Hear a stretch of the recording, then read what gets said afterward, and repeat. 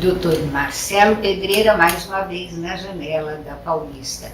Agora vamos falar de novo num tema que a gente fala sempre aqui no Saúde Livros, mas que precisa falar sempre mesmo, porque as nossas crianças estão ficando cada vez mais gordinhas. O doutor Mauro estava aqui outro dia falando que mais de 30% das crianças são obesas. Então, doutor Marcelo, obesidade não é só um problema estético ou motor, né, que impede que a criança brinque igual às outras e tal. O que a obesidade pode trazer para a criança? Reforçar o que o meu amigo Mauro sempre fala. Mas parece que a gente fala e muitas vezes não adianta, né? Então a gente precisa realmente sempre colocar a realidade para realmente que as famílias fiquem alertas para o mal que a obesidade pode fazer. Claro, o que você falou, Isabel, hoje em dia, o ser gordinho, antigamente você não tinha a palavra bullying, mas acontecia, né? Hoje, então, a coisa ficou preta mesmo, né? Que o bullying não é só pessoal, mas como digital também. E aí, uma criança que tem excesso de peso, ela pode ter uma série de problemas psicológicos, porque as outras crianças não costumam perdoar muito. Mas isso, honestamente, me preocupa menos do que aquilo que você colocou, que é o problema de saúde realmente que essas crianças podem ter.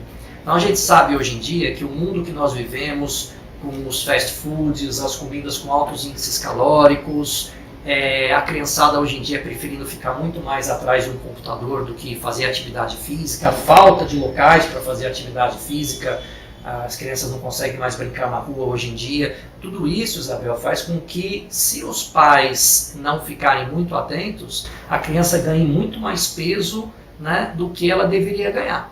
Então são as crianças que passam, às vezes, de um simples excesso de peso. Muitas vezes eu mostro as curvas de crescimento da criança no consultório e falo para os pais, a sua criança está obesa. É uma palavra forte, mas é real. A gente fala assim, como assim, doutor, obesa? Obesa. Nós fazemos as medições, mostramos as curvas adequadas de crescimento, de ganho de peso da criança, o índice de massa corpórea da criança, e nós mostramos que crianças pequenas, né, que eu falo já a partir de 5, 6 anos de idade, e são crianças já obesas. E quanto mais você demora para corrigir isso, Isabel, pior é. Né? E qual o risco disso? Tem um ponto que eu queria alertar hoje, é que nós temos visto que as crianças obesas têm virado hoje em dia adolescentes diabéticos. Antigamente você tinha basicamente 2 tipos de diabético. Aquele diabetes juvenil, que a gente chamava, que hoje a gente não fala mais isso, o diabetes tipo 1, e o diabetes da pessoa velha, do adulto, né? Que era o diabetes tipo 2. E isso já, infelizmente, está caindo por água, infelizmente, porque o diabetes tipo 2 já não é mais um diabetes exclusivo do adulto, da pessoa mais velha obesa, mas sim tem sido um problema que a gente tem visto cada vez mais no adolescente obeso. Porque antigamente só era diabético o adolescente que tinha esse que chamava juvenil, né? Tipo, que já nascia com ele, né? Isso. Às vezes se manifestava um pouco mais tarde, mas já era um problema, já do pâncreas, que a criança já nascia com ele. Hoje não. Hoje a criança desenvolve o diabetes por causa da obesidade. A obesidade, o excesso dessa gordura ruim, ela faz com que as células não consigam colocar para dentro o açúcar. A gente chama isso de intolerância ao açúcar, de intolerância à glicose. Né? Isso ou também chamado de pré-diabetes. Então o que acontece? A criança não consegue colocar o açúcar de maneira adequada para dentro da célula, o organismo começa a produzir muita insulina para tentar colocar aquele açúcar para dentro da célula.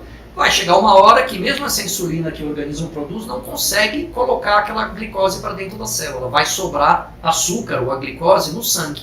Aí você vai fazer lá o testezinho, né, da glicose, da glicemia, e aí você vai ver um número absurdamente alto para uma criança. E isso é ruim, porque o pâncreas também começa a trabalhar mais e no futuro esse diabetes que era só o tipo 2 pode ficar um misto aí de diabetes tipo 2 e tipo 1. Como é que corrige? Emagrece, resolve? Sim, se você consegue reduzir, né, o seu índice de massa corpórea e reduzir aquela gordura ruim, aquela gordura intraabdominal, você consegue normalizar essa intolerância à glicose. Você consegue resolver isso mesmo sem a criança precisar tomar remédio. É muito ruim um adolescente ter que tomar remédio para diabetes, né, e digamos assim, grande parte das vezes, evitável, né? Uma coisa que eu claro. não precisaria fazer. Então, fico alerta, Isabel. Muda os hábitos de vida, faz mais atividade física, faz dieta mesmo, só come aquelas coisas saudáveis e emagrece, né? Principalmente, coma de maneira saudável para não ter que fazer essa dieta de perda de peso, né? Antes. Então, realmente é um alerta que a gente faz mesmo. A Sociedade de Pediatria está muito imbuída nisso para a gente tentar evitar que os adolescentes se tornem adolescentes obesos e com diabetes tipo 2. E as complicações do diabetes, a gente nem precisa dizer que são muitas, né? Inclusive com relação ao encurtamento da vida desse seu adolescente. Né? É bem sério o negócio. Vamos tomar cuidado, gente. A gente cada vez tem olhado mais na rua crianças um pouquinho mais fortinhas, acima do peso, e é totalmente incompatível aí, né, com a nossa cabeça saudável, né, que a gente tem que ter hoje em dia, que muitos pais têm, mas eles esquecem de passar um pouquinho para o seu filho. Muito obrigada, doutor. Prazer mais uma vez. Que beleza de vídeos esses. Não, eu só gosto de falar com a Isabel. Every time we say goodbye, I die a little.